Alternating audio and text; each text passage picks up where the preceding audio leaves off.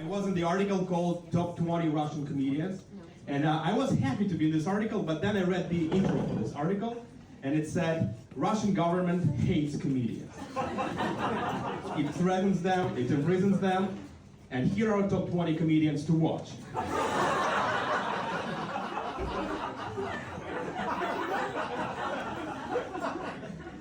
I don't want to be in this article anymore.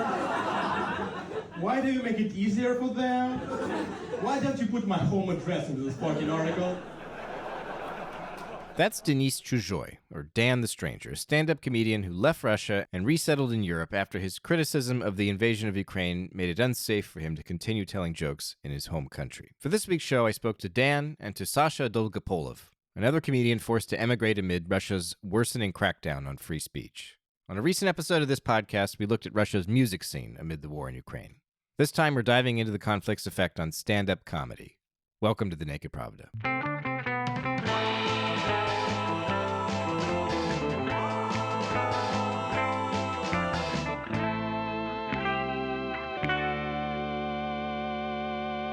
Howdy, folks. I'm your host, Kevin Rothrock, and this week we're taking another look at the lives of creative professionals fleeing persecution in Russia amid the war in Ukraine. If you thought it sounded hard for musicians to move abroad and maintain their art in a foreign country, imagine how much more difficult that is when your craft is standing in front of a crowd to tell jokes. Both Dan the Stranger and Sasha Dolgopolov are now performing in English as well, adapting their work in hopes of broadening their audience and developing their careers as comedy performers. Dan spoke out publicly against Russia's full-scale invasion of Ukraine on the day it started, February 24th, 2022. In those early days, he and several other comedians also signed an open letter condemning the war. Afterward, he began getting threats from people who didn't much like his opposition to Russia's so-called special military operation. Men claiming to be mercenaries from the now infamous Wagner Group sent him death threats.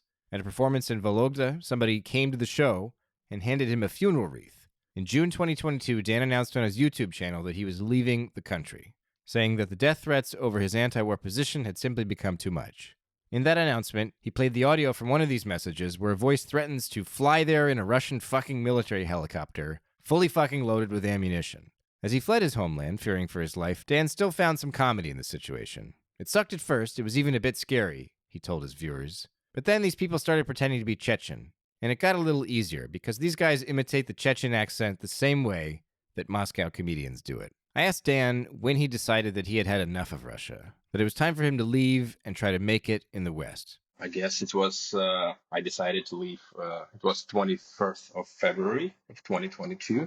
I guess just by the evening we made this decision with my wife and we started selling stuff. In just 1 month we left. It was, I guess the war was the last straw, the biggest phase of the war. My other guest this week, comedian Sasha Dolgopolov, also encountered problems in Russia before leaving the country and eventually resettling in Berlin. Dolgopolov described an incident in 2020 when the police took an interest in an old performance after it appeared on YouTube.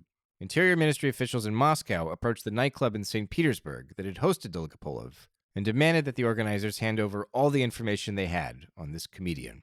It was later revealed that the whole case was based on a complaint filed by a woman in a town outside Moscow whose feelings were hurt by one of Dolgopolov's jokes about religion. The routine in question relies on Russian language wordplay, so bear with me as I try to explain it. Dolgopolov joked that Christ should have been named Bogdan instead of Jesus, Bogdan's literal meaning in Russian being gift from God. The joke went like this. I'm surprised Jesus wasn't called Bogdan. The Virgin Mary really fucked up there, I think. Hey, how did you have a child? Well, I got pregnant from God. Fuck, woman, you missed your chance. It was happening gradually, because the first time I left Russia was 3 years ago when some guy reported to the police on me because of my joke about Jesus. And in Russia, we have this law against offending religious beliefs. And this guy reported on me to the police and I got scared incredibly. And also, well, that was just a random basic joke. It was not offensive at all. And I myself am a religious person. So that was very upsetting, and also very discouraging, and also it was very irritating, and I decided that I don't even want to deal with that, and I felt so dirty because the police started sending requests to a stand-up club, so they provide information about me and stuff, and I decided to leave, and I thought that it would be like forever, but then COVID started, and it seemed that they forgot about me, and I returned for a while. But I kept this idea to leave when it would be possible, and then next time when I realized that I should hurry was when a friend of mine told a joke about Russians, and he was an immigrant, and he told a joke about Russians, and first he got mobbed on the internet, but then he got attacked in real life by some like fanatics and Nazis, and then he got arrested, and then finally he was expelled from Russia for 40 years, and that was a turning point for all comedians, I think, that I knew, because before we had this illusion that like they don't know about us or they don't care. Sasha is describing a scandal in August 2021 when police jailed comedian Idrak Mirzalidzadze for 10 days on charges of inciting ethnic hatred. Mirzalidzadze's speech crime came during a comedy show where he joked about how xenophobia makes it difficult for people who don't look like white Slavs to rent apartments in Russia. Even after Mirzalidzadze, a Belarusian citizen, apologized for offending those who didn't appreciate his remarks, the Interior Ministry designated him as permanently undesirable and banned him from Russia for life. He was later able to contest that decision in court and knock down his expulsion to a mere 14 years. That's still in effect today. And we had this illusion that we live in some parallel universe where you can speak relatively freely. And that was the turning point when we realized that we are in this very reality where like all these repressions are happening. And that was the point when I realized that I need to put more effort into trying to live. And I had this idea to move to Berlin because I thought that it is a city with a lot of possibilities to perform both in Russian and in English. And I even went to German classes in Moscow. So I was preparing myself to leave Russia, and I had this plan to move to Berlin. But then the war started, and that very day when the war started, I realized that I wanted to act. Last years in Russia, you could feel more and more pressure and less freedom. You still had some instruments, like particularly as a performer. So before the war, if something bad happens, you could, for example, organize a charity event, like for example for political prisoners or something. So that was both useful, and that was, I think, that a good statement. So it was also like very, I think, a performative act. And that very day when the war started, me and my manager, we woke up and we saw this horrible news, and we got like really angry, and we decided like this very morning to organize a anti-war concert. And as soon as we announced it, comedians that I invited to the show started calling me and saying that they received threats, and I got very scared, and they started to drop out of this event, and I realized that you can't do that now. So the times changed in a day, and you can't do charity gigs anymore to express your position. And I started thinking, what else can you do? And at this point, I saw that a lot of like people of different professions, they started doing open letters against the war, and there was no letter from comedians. And I offered to my friends to write such a letter, and we wrote this letter collectively, like an open letter against the war from comedians. And me and a friend of mine, we started to write to different stand-up clubs around the country to ask if they want to sign this letter. And surprisingly, I had this feeling that comedy community in Russia is quite apolitical, but we gathered more than, I think, like 200 signs for this letter, and that was very supportive. And we published that letter, and we sent this. There were even signs from TV comedians. So there were like popular comedians, just like comedians that just starting out to perform. Very, very diverse crowd. And we sent this letter to different media, and we published that. And after we published this letter, comedians who signed this letter also started to receive threats, and they started to ask to remove their names from this letter. And finally, eventually, we had to hide this letter. A week after the war started, me and my ex and my manager, we left Russia and we went to Georgia.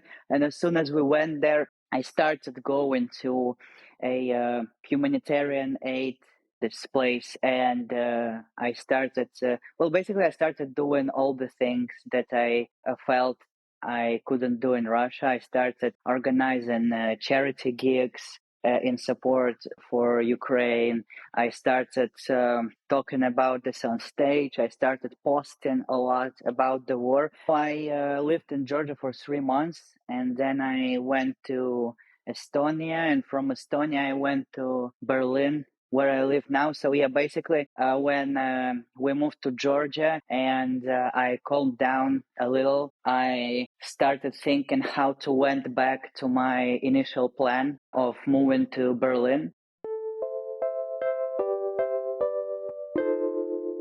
After leaving Russia, Dan the Stranger brought his show on the road, touring cities across Europe. In February 2023, he joined a comedy tour of the United States with Alexander Nezlobin, another Russian comedian who emigrated after the full-scale invasion of Ukraine. What's it been like to leave Russia and try to find a new home? Of course, it was hard. It was like we just made this leap of faith, like Indiana Jones did in this movie. We just left and decided to see what we can do. So that is why we chose Turkey, because it was easier to get legal there and get an apartment and stuff like that.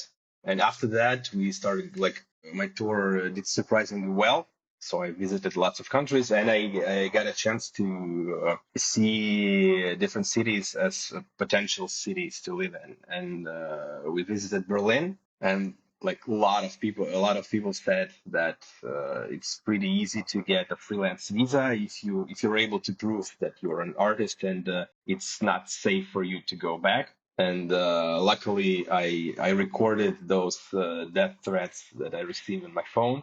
So it was easy for me to prove it. So we considered it for a couple of months, and then we just moved to Berlin, and we've been living here since.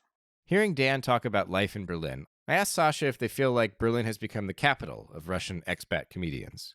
I think that it's not really, because there are several cities, I think, in the world now where there is a strong Russian-speaking comedy community. I think first we have Tbilisi. There are several comedians that I know, and they're very funny, and they even managed to start their own YouTube channel and their own production, which is really hard, which was really hard even in Russia, but in immigration, when everybody is poor, and especially when you live in Georgia, where you don't really have connections and everything is very limited. So it's very impressive that they managed to do that. Sasha's referring to the Co-Migration Project, a group of comedians who left Russia after the February 2022 invasion and now live in the capital of Georgia, where they've launched a YouTube channel with various shows in Russian, though there's also machine-generated English-language subtitles. The comedians also have a stand-up club in Tbilisi. One of the project's members is Ariana Loloyeva, who endured her own scandal in Russia's comedy world in 2021 after a roast battle from a year earlier suddenly caught the attention of offended critics. In the performance, a fellow comic tells Loloyeva that she has Assedian pie between her thighs, a sexualized allusion to a dish of special significance for Assedians, particularly because of associations with the right of the three pies, which, according to some versions of the folklore, symbolizes God, the sun, and the earth. Loloyeva, who is herself Assedian, apologized in multiple tearful messages on social media. In her second apology, she indicated that she got a serious talking to, and now understood the full tragedy and level of colossal damage inflicted on everyone who saw the joke. She also revealed that the scandal had cost her her job and many of her friends. Also, there is a strong community in Yerevan. I think basically Russian-speaking comedians now are everywhere, but these are two, I think, biggest communities. And in Berlin, there is a Russian-speaking comedy community, but it mainly consists of people who are just starting out, and they started doing stand-up here in Berlin. And there are several comedians who have been doing stand-up for quite a long time. Denis Chuzhoi, Kirill Sietlov, me.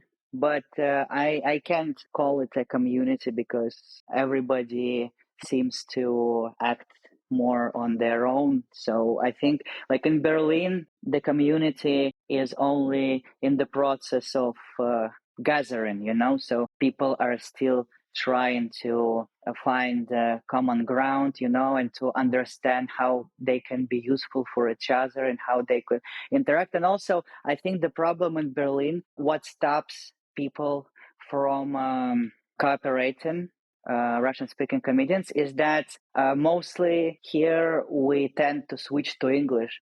I also asked Dan about language in his performances. Is he still working mainly in Russian, or is he leaning more on English these days? It's not a lot of shows here in Russian, so I just almost exclusively perform in English. But that's okay because if you are outside Russia, it feels like your ability to perform in Russian it's very limited, like to the amount of people who left Russia this particular wave or before, and it feels like Russian-speaking people, they adapt very quickly to new countries. They learn languages, and I guess performing in English, it's the only wise decision business-wise, because otherwise you just lose your audience because they find friends, they find local comedians, and they forget about you. So you have to be with them. What about performing in German? Any thoughts on that? I would very much love to, because it feels like local stars are huge. Like you don't know them outside Germany, but here they could fill arenas. So I guess if I'm able to perform in German at some point of my life, I will definitely do that, because it's like Russian comedy 5 years ago when there were not enough TV level comedians, so you could get a TV appearance after just like 1 year of doing comedy. So it feels like it's the same in Germany. So I hope Duolingo helps me. If you live in the United States, whether you know it or not, you're probably familiar with a certain career path for comedians. In Russia, there are two diametrically different approaches to professional comedy. The performers who've made it on television, whether they like it or not, are now part of Russian state propaganda. For example, the popular TV comedians Azamat Musagalyev and Denis Chuzhoi, who weren't previously known for making overtly pro-war statements, traveled to occupied Ukraine in September 2023 and performed at a memorial dedicated to the Soviet liberation of the Donetsk region in World War II. They told a local TV station that they wished the people of the self-proclaimed Donetsk People's Republic peaceful skies overhead, health, and smiles from loved ones. Meanwhile, independent comedians rely on social media, especially YouTube and Instagram, to reach mass audiences. Despite the risks of addressing current events, there are still comedians who ridicule claims by state officials and talk about Russia's growing isolation from the West amid the invasion of Ukraine. Is stand-up comedy popular in Russia? Like, what's the career path for comedians? You mentioned that you can get a TV gig after just like a year of touring. Like, is it, I mean, the United States, my understanding is like you like perform at nightclubs, and then maybe you like get a tour, or you join a tour, and then maybe you get a special. And like back in the day, you'd get like a sitcom or jump to the movies or go on SNL or something. Like, is there a clear career line for comedians in Russia? I guess the industry is not established as well as in the United States, so it's just your local open mics and shows. Then, as you build your audience, you can travel to Moscow, and then you either perform on TV or you become a like so-called YouTube comedian. And basically, that's it, because a few comedians went from this to like movies and stuff like that, but mostly you just become a well-established comedian on this level, and that's more than enough to have a decent life and have a decent career. So it's mostly TV shows or YouTube. Can you walk me through your process for building a routine? Like, how long does it take you to create like a tight 5 or tight 3 or 10 or whatever? Like, it's always amusing to me that comedians, you watch them do stand up and maybe they do a 5-minute set. And if you look into it further, it sometimes takes weeks or months or even like years to get like this like 5 minutes of jokes that seem almost improvised. I mean, sometimes I know there are improvisational comedians, but like, how long does it take you to do that?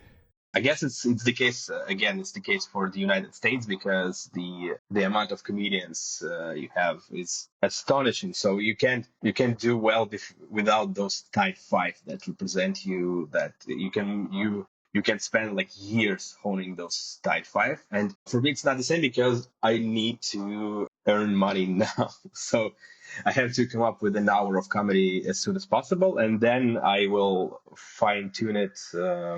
During my tour, actually. So now I'm writing pretty fast. So I already have about an hour of comedy after leaving Russia. Sometimes like it's not like you can't describe it.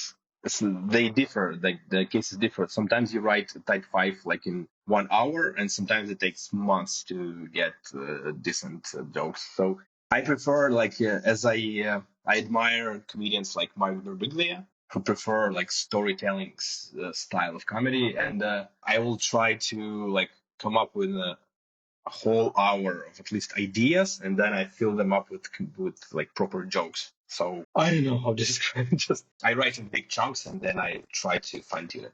And so when you talk about writing jokes, like, are you at your laptop and you're writing it out as like prose, or are you writing it on napkins? Or are you like writing it in ketchup on the wall? Like, what's the actual like sitting down writing process like for you? I'm sure everyone's different, but what about for you? I prefer notebooks. Pen and paper, you mean, like by hand? Yeah, pen and paper. Yeah, this type of stuff. Because my brain is too fast. Because I try to think about 3 things at a time, and your laptop has Spotify in it, and it has Twitter, and it ruins you. So I try to be like at least 1 meter away from my laptop and just write in my notebook. And if something comes up, I just add it to my big note of jokes. Do you write your English language jokes in English, or do you write them in Russian and translate them later? At this time, it's a mess because I try to write in English, but sometimes I don't have enough vocabulary for it, so I switch to Russian, and then I find my flow and I switch back to English, and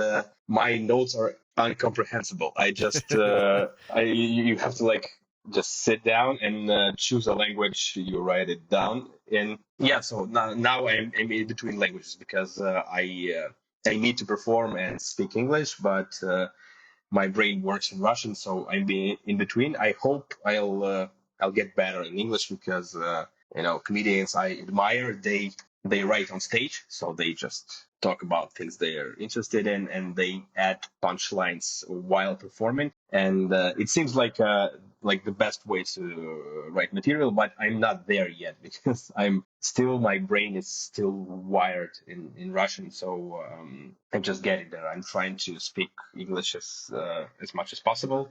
It's basically very hard because I've never performed in English before that much. Of course, like in Moscow, we had stand up in English, but we had I think like 2 or 3 shows, and I never took it seriously. Now I feel that it's very hard for me to perform in English. My English level is like B1 or B2. And the most depressing and the most discouraging and the hardest part for me is that in Russian, I don't write material. I've been doing stand up for 10 years, and through this time, I tried several techniques of writing material. So I tried like literally writing, when you write a setup and then you try to come up with a punchline. Then I tried free writing. It's when you are just writing like a free flow of thought, and everything that comes out of your head, you're just writing that down, and then you reread it, and you are trying to pick setups from this like crazy text. And also, like at some point, I tried just improvising on stage, going on stage with a setup and trying to find where, like, if I can find a punchline there. And I realized that this technique is the most suitable for me, and I like stopped doing anything else. So I started just basically going on open mics and doing my own work in progress shows where I can just improvise, for an hour or two. So how much do you know? How much in advance? Like how much do you know of what you're going to say, and how much is totally improvised? Go ahead more. Well, it depends, like sometimes during the day, just I can come up with a whole joke and I just write it down and then I just tell it on stage. Sometimes I come up with just a setup or just an observation, about the weather or I don't know, Putin or like whatever about cats. Sometimes I have just a feeling that I want to tackle like a particular topic, and like it very depends, and then I just go to an open mic or on my own work in progress show, and I'm trying to riff, and to find like real jokes. If I feel that I came up with a joke and it's funny, then I put it into my regular program that I do, on a tour. And that's basically the process. And in English, it's harder because I'm not good enough at English to improvise. But what supports me is that even despite the fact that I have such a broken English and I don't feel fluent enough and it's hard for me, I feel that I've been gathering more and more jokes, and by now I have, I think, like 15 minutes. Yeah, but if local producers ask me how much I have, I always tell that I have like twice more as I really have, just to have more stage time. Yes.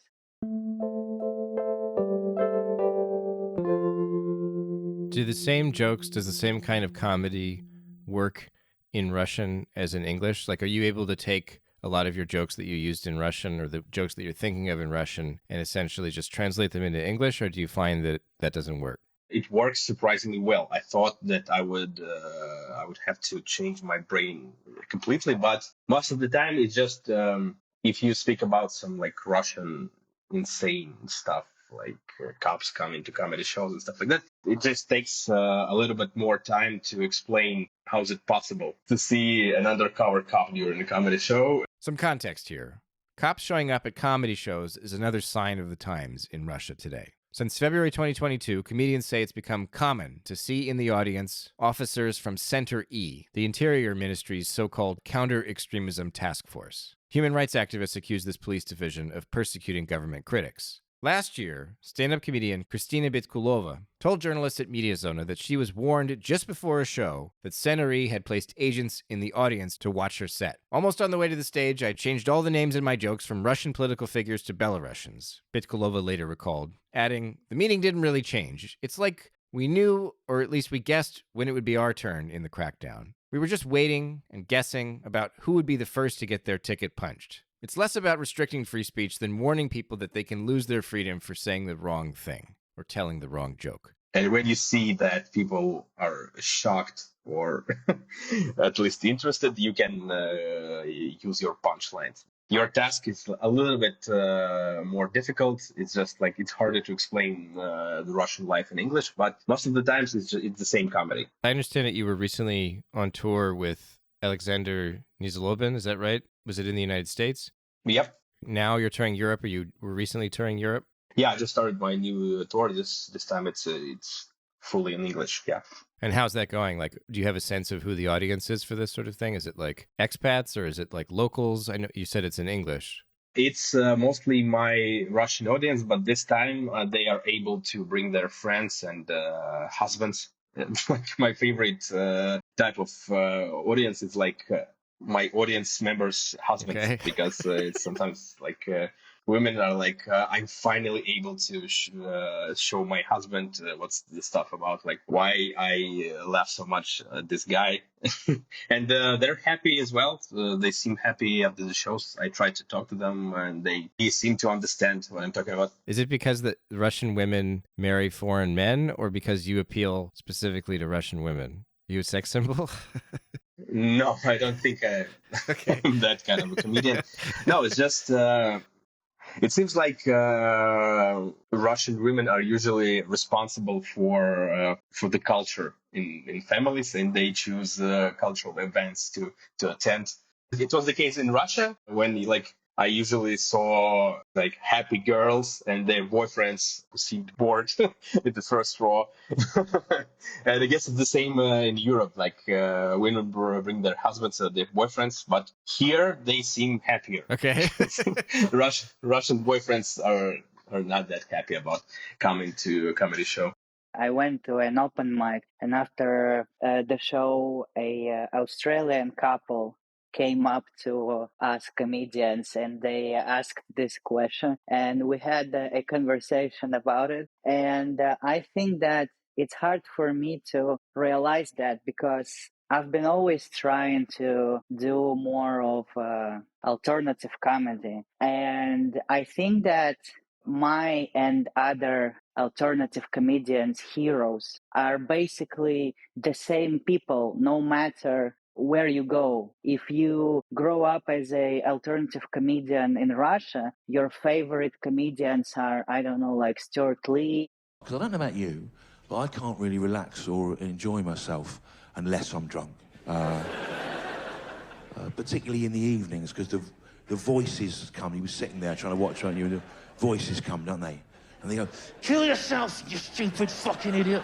And you go, "Ah, no!" But if you drink, they go quiet, don't they? You know what I'm talking about. Like Mitch Hedberg. I was at a casino, I was standing by the door, and a security guard came over and said, "You're gonna have to move. You're blocking the fire exit." As though if there was a fire, I wasn't gonna run. If you're flammable and have legs, you are never blocking a fire exit. Or like some like Doug Stanhope or something, like people like that. Nationalism does nothing but teach you how to hate people that you never met, and all of a sudden you take pride in accomplishments you had no part in whatsoever, and you brag about, And when you go to Berlin and you meet other alternative comedians, they grew up on like the same stand-up as you. And so that influences your comedy the way that basically it's very similar and it attracts very similar crowds. So whenever I did stand-up in Russia and I did like my solo shows, or I did gigs at the stand-up club #1 in Moscow, I feel that I had like pretty much the same audience as I have here in Berlin, just going to open mics. I feel that comedy is quite different in different countries and parts of the world when we're talking about mainstream comedy. So I think this is where it's different, but also not that really. One of the things that I've noticed about Russian comedians that come to the West is that a lot of their routine, and this is true, I guess, of all comedians, everyone kind of talks about their identity to some degree. But a lot of Russian comedians especially, they talk about, being Russian, and they play around a lot with Russian stereotypes, whether it's like vodka swilling, whatever, like, authoritarianism. Sometimes it's like a almost racial stereotype. Sometimes it's just like a joke about the Putin regime and so on. So I don't want to like say those are the same exact things, but they're stereotypes to some degree. I wonder, do you feel like it's liberating to like be outside of Russia and be able to say whatever you want and like the cops are not going to knock down your door? Or does it ever feel limiting? Like, oh, I have to go up there. Everyone's expecting jokes about, like the Russian stereotypes, so I have to do those. Or do you feel like, oh, I want to do those? Like, what does it feel like?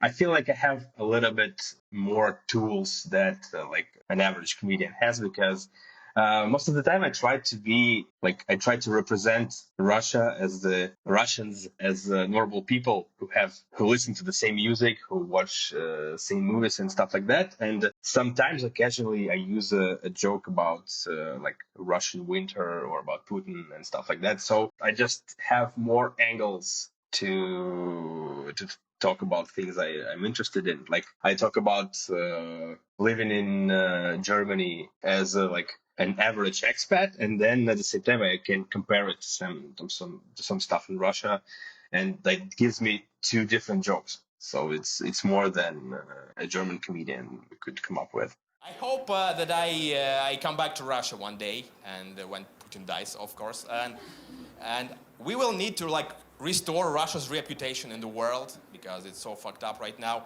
and we will need some good PR guys to restore the reputation, and I think we will need those guys who did PR for Austria, because if you Google, you will find out that Adolf Hitler was born in Austria, but somehow they made everyone think that Hitler is German.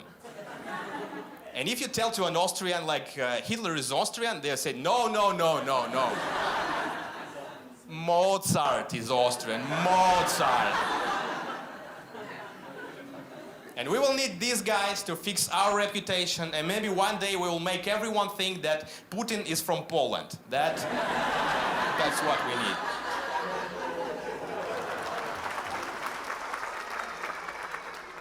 When I was when I was in Russia, I knew about comedians who left Russia and who started doing stand-up in English, and I knew relatively modern examples. And also there is, I think the most famous example is a comedian whose name is Yakov Smirnov. And I don't know if you know this comedian, but Yakov Smirnov... Yeah, he's pretty well known in America. In Soviet Russia, it's like... Yeah, what a country, and everything like that. So many things that can be confusing, like the word yep. In English means yes. In Russian, it means to be intimate.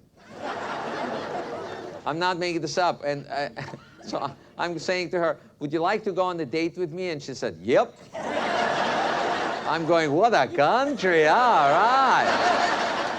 I really like Yakov Smirnov, and even when I was in Russia, sometimes I rewatched these sets because I found them funny. But also, I thought of him as an example of a very simplified comedian who has only one topic, and it's very sometimes, especially as a person from Russia, you hear his jokes, and even though they are well written and funny, you can understand that these are stereotypes and stuff. So I had this sort of skeptical perception of these comedians, and I thought about them as weak, in a way, weak people, that don't really want to try or explore their comedy identity. And when I left Russia, and especially when I got here and I finally acquired this possibility to perform in English for English-speaking crowds, I realized that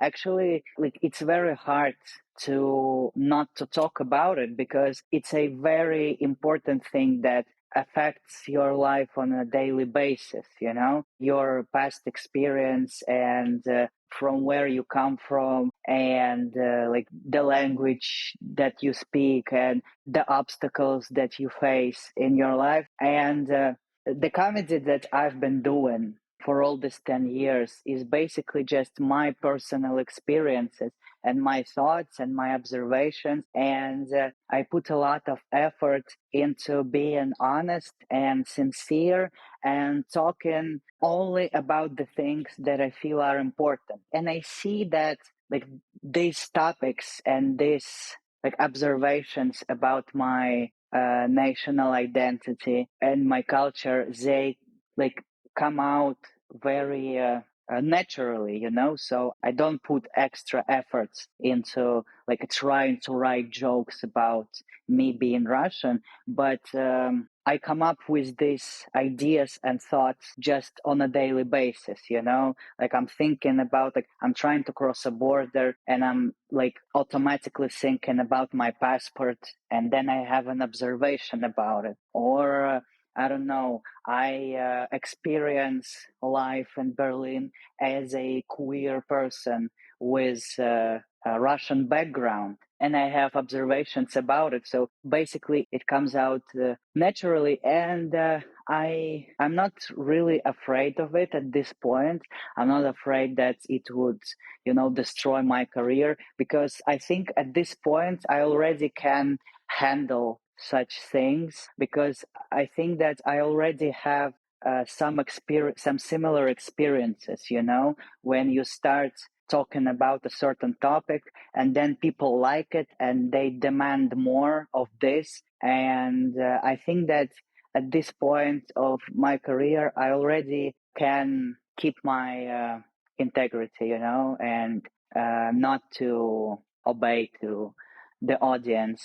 I am able already not to let them take control of my career. Yeah, and my assumption is that at some point I'll just be done with this topic, and I'll write. At some point, I will write all the jokes that I can about being from Russia, and more than that, I am further and further away from this past and from this culture and from this language, and I think that I will have less and less thoughts and observations about it, and I will have different problems and a different life. I am a non-binary, and I feel weird about it, considering that I live in Berlin now, because in Russia we have a lot of anti-European propaganda saying that everybody in Europe is gay, and basically everything that you do, you just go to endless gay parades. Yeah, wearing only leather underpants, having sex with each other on the streets. And when my family was watching that on TV, they were horrified, like, oh God, luckily our traditional values are under protection here in Russia. But I always felt different, so when I was watching that, I was like, oh God, I have to go there. This is the place where I belong. So I moved to Europe, and it turned out that it was a lie. I mean, for sure here are some gay and trans people, but not like everyone. So to be honest, I'm furious about it. I feel outrageous whenever I see these fucking cis-hetero fucking families with their cis-hetero stupid fucking infant cis-hetero babies. So I think that for me, Russian propaganda is false advertisement. That's what it is.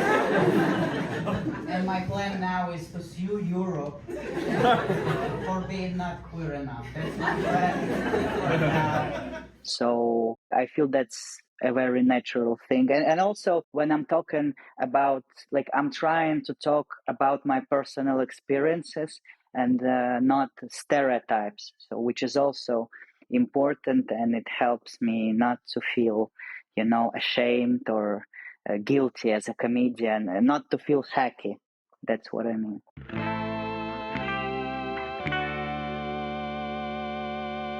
Thanks for tuning in, folks. This has been The Naked Pravda, a podcast from Meduza in English. Remember that undesirable status back in Russia means our entire news outlet now relies on readers and listeners around the world to support our work. Please visit our website for information about how to become a contributor with one-time or recurring pledges. Thanks again. Until next week.